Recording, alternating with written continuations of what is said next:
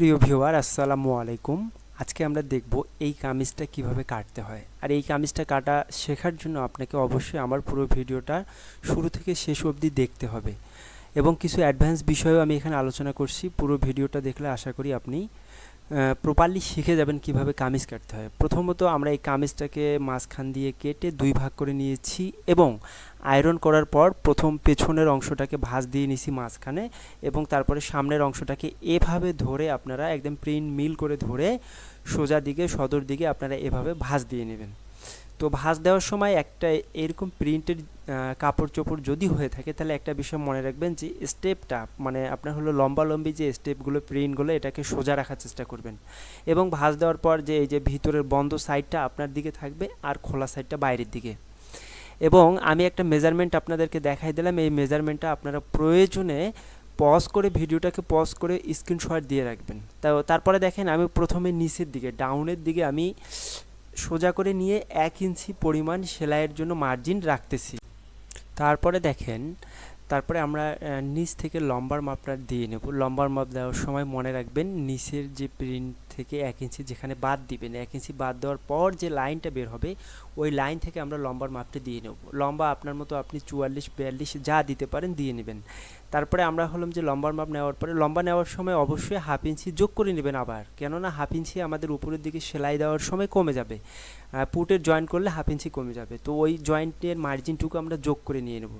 তারপরে দেখেন আমরা বডির মাপ অনুযায়ী আমরা মহড়া লাইনটি বের করব। এই বডির মাপ অনুযায়ী মহড়া লাইন বের করার আমার কিছু সূত্র রয়েছে, আমি এই যে সূত্রের একটা চার্ট আপনাদের সঙ্গে শেয়ার করব। এই চার্টটা দেখে দেখে আপনারা মূলত এই মাপটা দিয়ে নিতে পারবেন। তো চার্টের মধ্যে আমি দেখেন আপনারা এখানে একটা কলাম রয়েছে পুট থেকে বডি বা মহড়া লাইনের দূরত্ব, এই কলামটাকে ফলো করবেন। এই কলামটার মধ্যে বডির মাপ অনুযায়ী তার পাশে যে আপনার হলো যে মাপ বা সাইজ রয়েছে বডির মাপ অনুযায়ী মহড়া লাইন বের করার নিয়ম। তো আপনারা এই যে আমি এখানে হলো যে 7 দিয়ে নিচ্ছি, এরপরে 7 দেওয়ার পরে আমি হিপ লাইনটা বের করে নিলাম। দেখেন হিপ লাইন বডির মাপ অনুযায়ী আমার একটা সূত্র রয়েছে, এই সূত্রের মধ্যে দেখে নেবেন আমি এখানে 21 দিয়ে নিয়েছি হিপ লাইনের দূরত্ব, পুট থেকে হিপ লাইনের দূরত্ব। তারপরে হিপ লাইন এবং বডি লাইনের মাঝামাঝি যে লাইনটি হবে ওই লাইনটি হবে কোমরের লাইন। এভাবে আপনারা দুই ভাঁজ করে আপনারা হলো যে কোমরের লাইনটা বের করে নেবেন। তারপরে কোমরের লাইন বের হয়ে গেলে আমরা খুব সুন্দর করে লাইনগুলো সোজা সোজা করে লাইন দিয়ে নেব এবং অবশ্যই লাইনগুলো সোজা করার চেষ্টা করবেন যখন আপনারা এই লাইনগুলো টানবেন। তো লাইন বের করা আমাদের শেষ, প্রথম ধাপ শেষ। তো প্রথম ধাপে আপনারা অবশ্যই খুব সুন্দরভাবে লাইনগুলো বের করবেন খুব কেয়ারলি। এবং তারপরে আমরা এখন মেজারমেন্টগুলো দিব। আমরা পুটের মাপ 14-14 অর্ধেক দিচ্ছি 7 এবং 1/2 ইঞ্চি সেলাই মার্জিন এর সঙ্গে যোগ করে নিচ্ছি। বডির মাপ 41, আমাদের 41কে আমরা 4 দিয়ে ভাগ করে 1 ভাগ দিয়ে নেব, 10.10 দিয়ে নিলাম। তারপরে হলো আমাদের কোমরের মাপ মূলত 36। তো আপনাদেরকে একটা জিনিস দেখাই, আপনারা যখন বডির মাপ বের করতে পারবেন না, 4 ভাগ করতে যদি অসুবিধা হয়ে যায় তখন আপনারা এভাবে বডির টোটাল মাপটাকে ঘুরায় নিয়ে এভাবে আপনারা বের করবেন। তো কোমরের মাপ 36কে 4 দিয়ে ভাগ করলে আমার হবে 9, 4 9 36। তো 9 ইঞ্চি কোমরের মাপ দিয়ে নিলাম। তারপরে হলো হিপের মাপটি, হিপের মাপ আপনারা যখন দিবেন এটাও 4 ভাগের 1 ভাগ। সবসময় চেষ্টা করবেন বডি এবং কোমরের মাপ এক রাখার, এবং যদি বিশেষ কোনো কাস্টমারের কাস্টমাইজ থাকে, যদি কোমরের মাপটা বেশি থাকে তখন বেশি দিয়ে নেবেন। আর ঘেরের মাপ আমি মূলত এখানে 25 বা 26 দিয়ে নিচ্ছি, আপনারা আপনাদের মতো দিয়ে নেবেন। তারপরে দেখেন বডির মাপগুলো সেট করার পরে আমি প্রথম দুটো অংশে 1.5 ইঞ্চি করে মার্জিন রাখলাম এবং পরের অংশটিতে 1 ইঞ্চি করে মার্জিন রাখলাম। অর্থাৎ হিপে এবং ঘেরের দিকে 1 ইঞ্চি, বডি এবং কোমরের দিকে 1.5 ইঞ্চি পরিমাণ সেলাইয়ের মার্জিন রাখার পরে আমরা এভাবে শেপ দিয়ে নেব। শেপ দেওয়ার সময় শেপ কাটটা 2-3 ইঞ্চি উপরে দিয়ে নেবেন। তারপরে দেখেন শেপ কাটটাকে এভাবে ঘুরে নেবেন, এভাবে ঘুরালে আপনার একদম প্রফেশনাল লেভেলের শেপটা আসবে। এই শেপ কিন্তু মোস্ট ইম্পর্টেন্ট, আপনার এই শেপটা সুন্দরভাবে দিলে জামার ফিটিং এবং হলো সৌন্দর্যটা ফুটে উঠবে বা শেপটা অনেক সুন্দর হবে। তারপরে দেখেন আমরা যেই দিক দিয়ে মানে কেসি চালাবো বা কাটবো সেই মার্জিনটাও করে নিচ্ছি। প্রথম মার্জিনটি হবে সেলাইয়ের জন্য এবং পরের মার্জিনটি হবে কাটার জন্য। তো এভাবে আপনারা প্র্যাকটিস করবেন বারবার। তারপরে দেখেন আমরা বডির মাপ থেকে ভিতরের দিকে 2 বা 2.25 বা 2.5 ইঞ্চি ভিতরে একটি দাগ দিয়ে তারপর পুটের যে আমরা সর্বশেষ যে দাগটা, পুটের দাগের সঙ্গে এই দাগটাকে একটু কোণাকুনি করে মিলাই দেব। একটু কোনাকুনি হবে, এখানে দেখেন সোজা কিন্তু হবে না, দেখেন যেভাবে কোনা হবে ওইভাবে একটু কোনাকুনি করে দিয়ে নেবেন। তারপরে এভাবে আমরা 1 ইঞ্চি ভিতরে একটা দাগ দিয়ে নেব।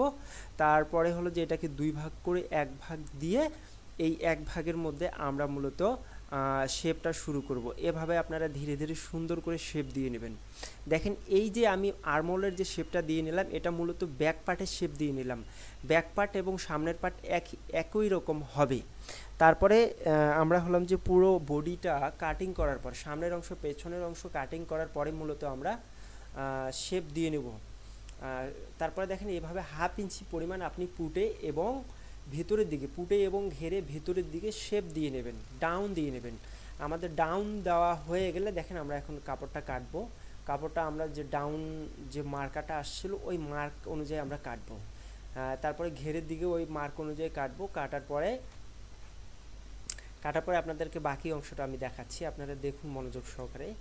আপনি যদি আমার এই মানে ফেসবুক পেজটাতে অথবা ইউটিউব চ্যানেল নতুন হয়ে থাকেন বা পুরাতন হয়ে থাকেন, আপনারা আমার অনেকেই ভিডিও দেখেন কিন্তু সাবস্ক্রাইব করেন না বা লাইক কমেন্ট দেন না, একটু দয়া করে আপনারা একটু লাইক করবেন এবং সাবস্ক্রাইব করবেন চ্যানেলটাকে। আপনি যদি আমার চ্যানেলটাকে সাবস্ক্রাইব করেন তাহলে আমি একটু মোটিভেটেড হই এবং আরও সুন্দর সুন্দর ভিডিও তৈরি করার জন্য অনুপ্রেরণা পাই। তো আপনাদের কাছে রিকোয়েস্ট থাকবে আমার চ্যানেলটাকে অবশ্যই সাবস্ক্রাইব করবেন আর ফেসবুক পেজটাকে অবশ্যই ফলো করবেন। তো এভাবে আপনারা কাটমার্ক দিয়ে নেবেন, কাটমার্কগুলো সুন্দর করে দিয়ে নেবেন। তারপরে যদি আপনার আর একটু শেপ দেওয়ার প্রয়োজন থাকে তাহলে আপনি এভাবে ঘুরাই নিয়ে ধীরে ধীরে শেপটা দিয়ে নেবেন। শেপ দিয়ে নেওয়া হয়ে গেলে আমরা হলাম যে এখন দেখাবো কিভাবে আপনারা তালপাট কাটবেন। দেখেন পিছনের দিকে কিন্তু কাপড়, মানে আর্মহোলের যে পিছনের অংশটা একটু কাপড় যদি ভালো মতো থাকে তাহলে খুবই ভালো। সামনের অংশটা কাটার সময় অবশ্যই আর্মহোলের দিকে আপনি হলো যে তালপাট দিয়ে নেবেন। তারপরে হাতা কাটবো। হাতাটা দেখেন কিভাবে কাটতেছি। হাতাটাকে এভাবে আপনারা ভাঁজ দিয়ে 4 ভাঁজ দিয়ে নেবেন। 4 ভাঁজ দিয়ে নেওয়া হয়ে গেলে তারপরে আমরা এভাবে মাপটা দিয়ে নেব। মূলত 1 ইঞ্চি পরিমাণ সেলাইয়ের মার্জিন নিচে হাতার মুখের দিকে রাখবো। তারপর উপরের দিকে লম্বার মাপটি নেওয়ার পরে 1/2 ইঞ্চি যোগ করে দিয়ে নেব, 1/2 ইঞ্চি পরিমাণ যোগ করে নেব, কারণ হাতা সেলাই দেওয়ার পর কিন্তু কমে যাবে। তারপর দেখেন এটা মোস্ট ইম্পর্টেন্ট, আপনি 4 ইঞ্চি বা 4.25 ইঞ্চিতে একটা দাগ দিয়ে নেবেন। ঠিক ওপর দাগ থেকে 4.25 ইঞ্চিতে বা 3.5 ইঞ্চিতে একটা দাগ দিয়ে নেবেন। দেওয়ার পরে ওখানে একটা লাইন বের করবেন। এই জায়গাটায় মূলত অনেকেরই প্রবলেম হয়, এই জায়গাটা একটু অ্যাডভান্স লেভেলের, আপনারা মনোযোগ সহকারে একটু দেখার চেষ্টা করবেন। এখানে আমি একটা বিশেষ কথা বলবো আপনাদেরকে। দেখেন পুর থেকে বডি বা মোহরা লাইন আমি যতটুকু নিয়েছিলাম, তারপরে 4 ইঞ্চি নিচে যে লাইনটা বের করেছি, দেখেন এই যে রাউন্ডটাকে এই হাতার সঙ্গে অ্যাডজাস্ট করার জন্য আমরা মূলত এখানে একটা ট্রিক্স অ্যাপ্লাই করব। মানে আপনারা হলো যে এই যে 4 ইঞ্চি নিচে যে লাইনটা বের করলাম, এই লাইনটার মাপ আমরা যা দিব, এখানে দেখেন বডি বা মোহরা লাইনে আমরা যতটুকু দিয়েছিলাম পুর থেকে তার চেয়ে 1/2 ইঞ্চি পরিমাণ বেশি পরিমাণে এই মাপটা দিয়ে নেব। যদি আমরা 7 ইঞ্চি দিয়ে নেই উপরে, তাহলে এখানে দেখেন এই যে লাইনটাতে 1/2 ইঞ্চি যোগ করে 7.5 ইঞ্চি আমি দিয়ে নিলাম। এই ট্রিক্সটা অ্যাপ্লাই করবেন, তাহলে দেখবেন আপনার হলো যে আর্মহোলের সঙ্গে, অর্থাৎ হাতার যে আর্মহোলের যে শেপ রাউন্ড, এই রাউন্ডের সঙ্গে বডি আর্মহোলের রাউন্ডটা সুন্দর মতো মিলে যাবে। সেলাই করার সময় কোনো প্রবলেম হবে না, আপনার কারিগর যখন সেলাই করবে কোনো প্রকারে প্রবলেমে পড়বে না, কম বেশি হবে না, একদম একুরেট হবে। তো এই ধরনের একুরেট করার জন্য এটা আপনি অ্যাপ্লাই করতে পারেন, অর্থাৎ 1/2 ইঞ্চি পরিমাণ বেশি করে নিতে পারেন। তারপরে মাপ দিয়ে নিলাম। মুখের মাপটা হলো, হাতার মুখের মাপ 5.5 বা 5, যতটুকু আপনার প্রয়োজন অনুযায়ী আপনি দিয়ে নেবেন। তারপরে শেপটা এভাবে দিয়ে নেবেন, সোজা দিবেন না কখনো বা বাঁকা দিবেন না, এভাবে একটু হালকা শেপ দিয়ে তারপর দেখেন আমি এখন এখানে সেলাইয়ের মার্জিন বাদ দেওয়ার পরে এখানে একটা লাইন শেপ দিয়ে নেব। এই শেপটা দেওয়ার সময় আপনি প্রথমে এই যে মোহরার যে হাতা মোহরার যে শেপটা, প্রথমে আপনি 1.5 ইঞ্চি পরিমাণ অথবা 2.25 ইঞ্চি পরিমাণ আপনি বাদ দিয়ে তারপর ধীরে ধীরে শেপটাকে দিয়ে নেবেন। এই শেপটা আপনি প্রয়োজনে কাগজে বারবার অঙ্কন করবেন এবং যদি সম্ভব হয় আপনি মোটা একটা কাগজে এই শেপটা কেটে রেখে দিবেন।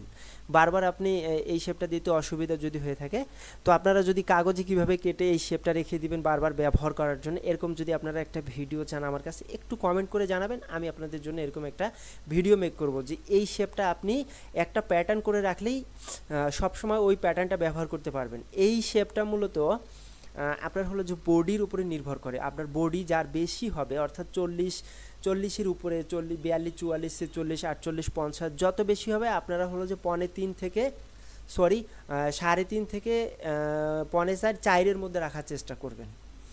তো এভাবে আমরা হলাম যে পেছনের অংশটাকে বাদ দিয়ে দেখেন এখন আমরা তালপাট কাটা দেখাবো। এই যে তালপাটটা আপনারা আস্তে করে শুরু করবেন, অল্প করে কেসির মাথা দিয়ে ধীরে ধীরে 1/2 ইঞ্চি পরিমাণ কাপড় কেটে আউট করে দিবেন। দেখেন প্রথমে চিকন করে কাটবেন, মাঝখানে গিয়ে একটু বেশি কাটবেন, তারপরে শেষের দিকে গিয়ে আবার চিকন করে কাটবেন।